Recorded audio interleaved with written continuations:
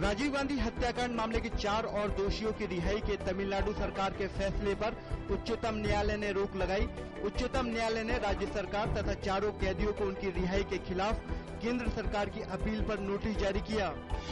कांग्रेस उपाध्यक्ष राहुल गांधी ने विदेश मंत्री सलमान खुर्शीद के नरेंद्र मोदी पर दिए गए बयान पर नाखुशी जताई है। राहुल गांधी ने कहा कि वे इस तरह की भाषा का समर्थन नहीं करते।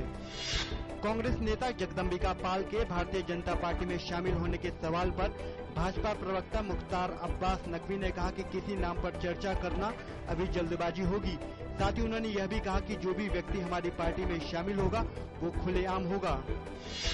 जनता दल यूनाइटेड के नेता शिवानंद तिवारी ने कहा कि रामविलास पासवान बहुत दिनों से सत्ता से बाहर रहे हैं और अब उन्हें नरेंद्र मोदी के नाम से कैबिनेट में जगह मिलने की संभावना दिख रही है। कश्मीर के गंदरबल जिले में एक जवान ने कल देर रात 5 जवानों को निकट से गोली मारकर उनकी हत्या की। जवान ने बाद में खुद को भी मौत के घाट उतारा। जवान देर रात करीब 2 बजे एक बैरक में घुसा और उसने सो रहे अपने सहकर्मियों पर अंधाधुंध गोलियां चलानी शुरू कर दी। मुंबई तट पर दुर्घटनाग्रस्त हुई INS सिंधु रत्न पनडुब्बी आज मुंबई डॉकयार्ड पहुंची। पनडुब्बी के कल सुबह दुर्घटनाग्रस्त हो जाने से उसमें सवार 7 नौसैनिक गंभीर रूप से घायल हो गए थे। नौसेना के अधिकारियों ने बताया है कि पनडुब्बी में सवार 2 अधिकारी अभी भी लापता हैं। नौसेना प्रमुख के इस्तीफे पर बोलते हुए रक्षा मंत्री AK एंटनी ने कहा कि इस्तीफा सौंपते वक्त DK जोशी परेशान दिख रहे थे। एडमिरल DK जोशी ने सिंधु रत्न पनडुब्बी हादसे के बाद नैतिक जिम्मेदारी लेते हुए इस्तीफा सौंप दिया था। आगामी लोकसभा चुनाव के लिए भाजपा आज अपने उम्मीदवारों की पहली सूची जारी कर सकती है। शीर्ष नेतृत्व द्वारा आज केंद्रीय चुनाव समिति की बैठक में उम्मीदवारों के बारे में विचार विमर्श किए जाने की संभावना है।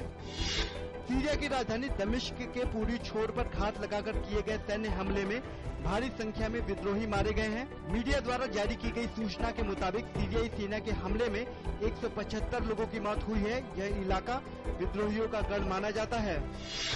पाकिस्तान ने अपनी पहली आतंकवाद विरोधी रणनीति को सार्वजनिक करते हुए कहा है कि हर आतंकवादी हमले के बाद जवाबी कार्रवाई करते हुए आतंकियों के मुख्यालयों पर सैन्य हमला किया जाएगा।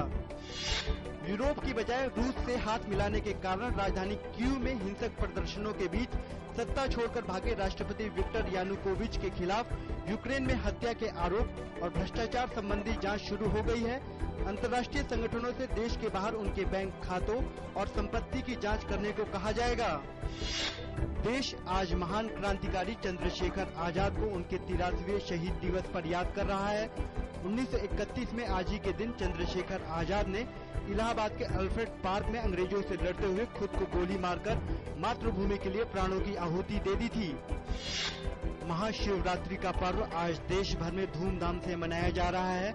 ऐसी मान्यता है कि आज के दिन भगवान शिव का अंश प्रत्येक शिवलिंग में पूरे दिन और रात मौजूद रहता है।